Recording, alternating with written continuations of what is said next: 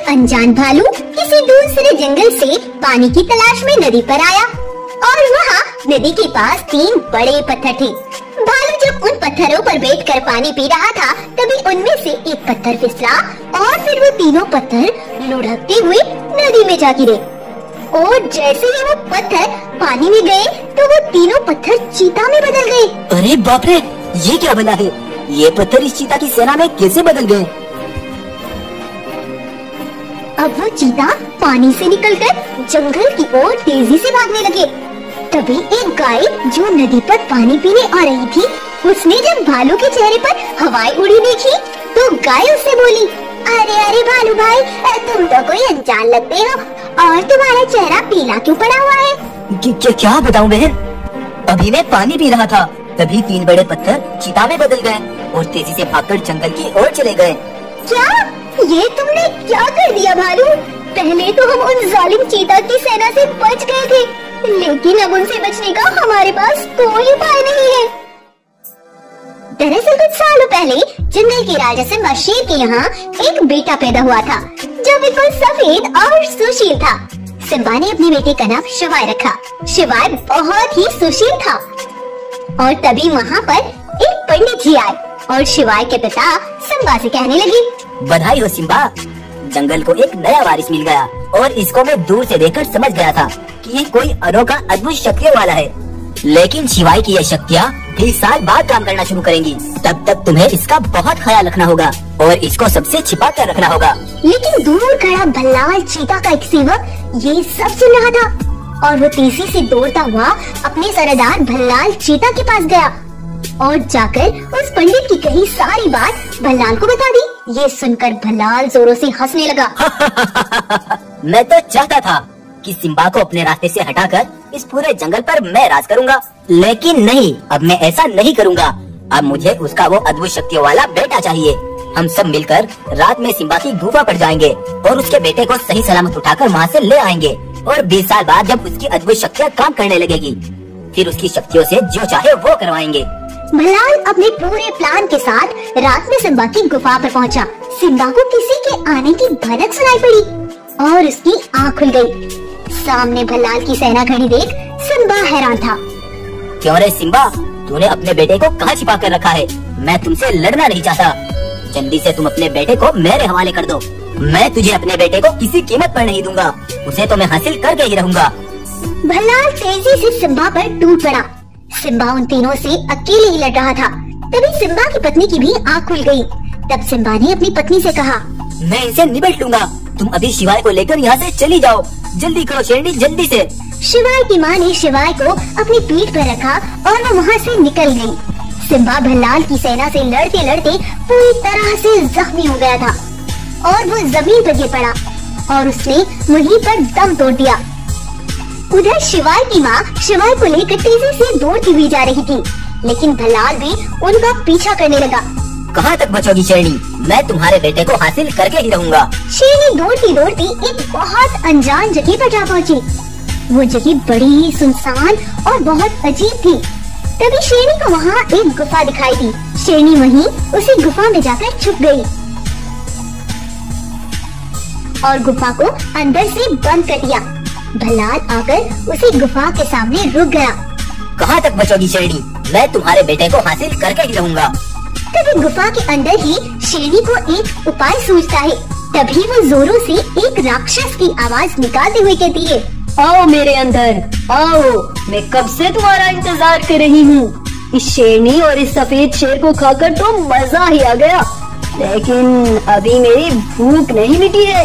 कोई जल्दी से मेरे अंदर आए तो मैं उसे कच्चा ही निकल जाऊँ। भल्लाल ये सुनते ही वहाँ से रफू चक्कर हो गया। अरे आज तो लेने के देने पड़ गए थे। उस अनोखे शेर के चक्कर में मैं अपनी जान ही गंवा देता, लेकिन अब उन दोनों बाप बेटों का किस्सा खत्म हो गया।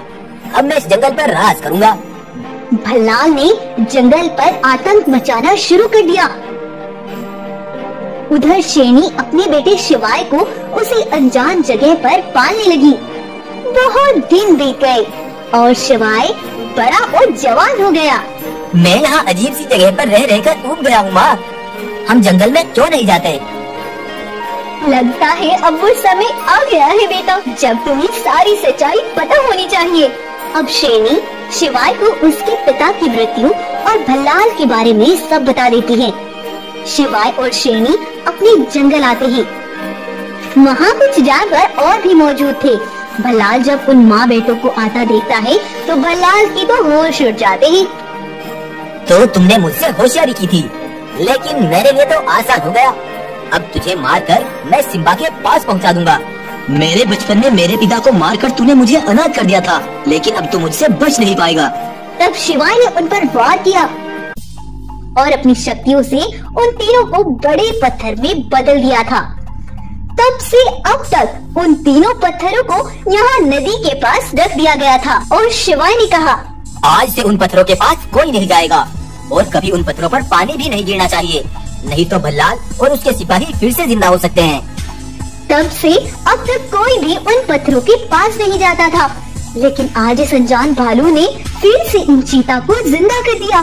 तब यही गाय भालू को लेकर महाराज शिवाय के पास आती है और महाराज शिवाय को जो हुआ सब बताती है। ये तुमने क्या कर दिया भालू? पहले मैंने उन चीता को पत्थर में बदल दिया था, लेकिन अब मेरी शक्तियाँ भी उतना काम अच्छे से नहीं करती। मुझे क्षमा करे महाराज, ये सब मेरी वजह से हुआ। मैं जिस जंगल से आया हूँ वहाँ एक गोल्डन शेर रहता है जो अद्भुत शक्तियों की ताकत रखता है। वो ही हमें इस मुसीबत से बचा सकता है। मैं उससे जाकर अभी मदद मांगता हूँ। तब भालू गोल्डन शेर को बुलाकर लाता है और शिवाय और गोल्डन शेर उन तीनों चीता का अंत कर देते हैं और विजय होती है शिवाय और उसकी माँ की।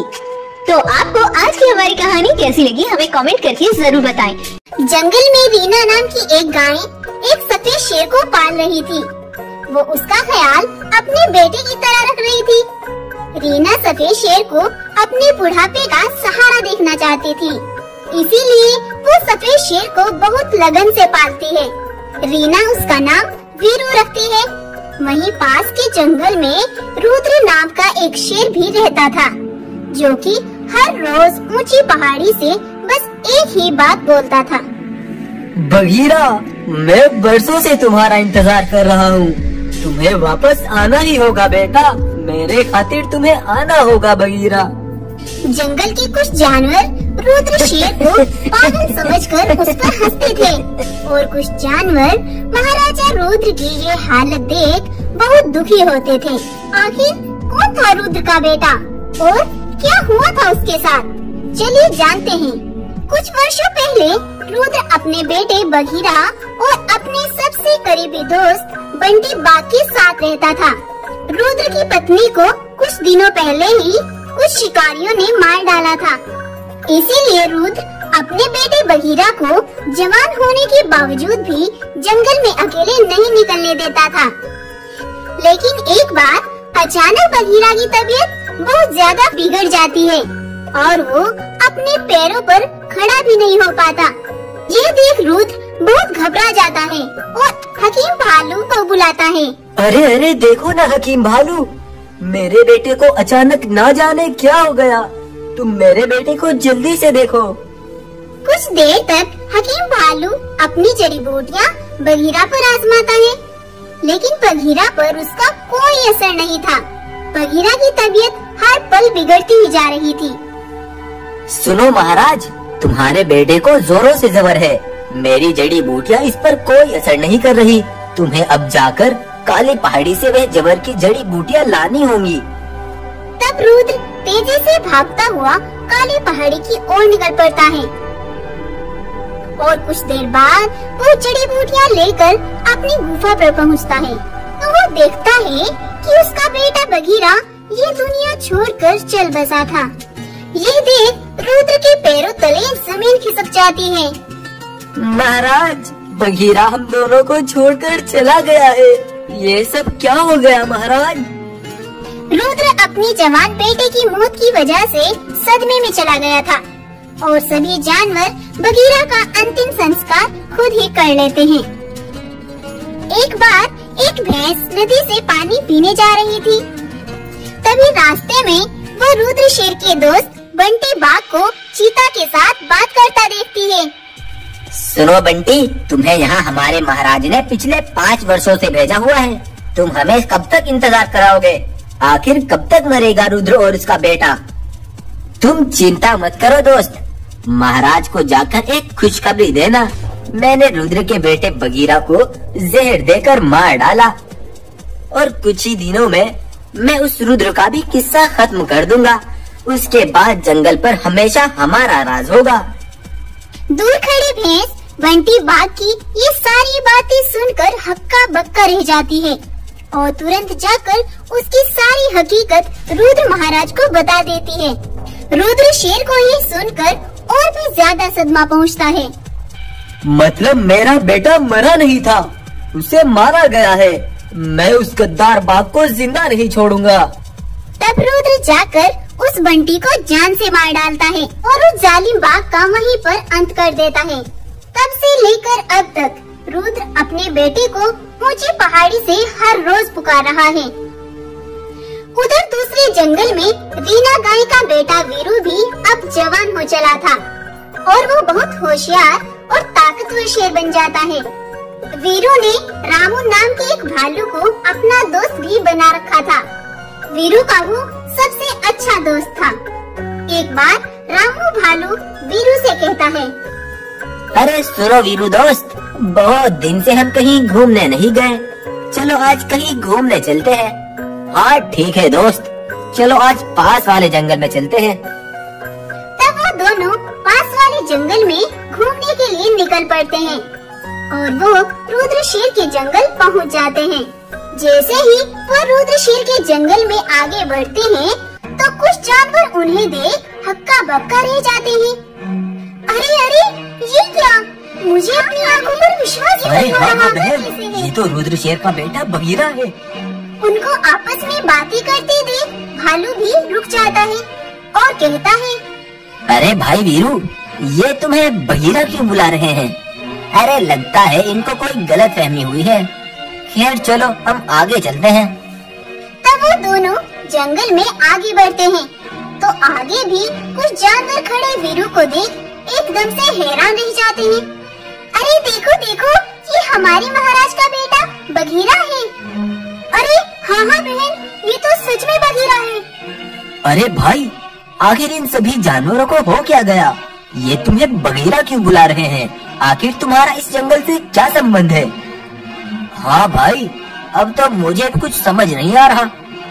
उधर भागते हुए एक भैंस रुद्र शेर के पास जाती है और बोलती है, महाराज महाराज, आपकी बातें सच साबित हो गई। तुम्हारी दुआ भगवान ने सुन ली है महाराज। तुम्हारा बेटा बगीरा लौट आया। क्या?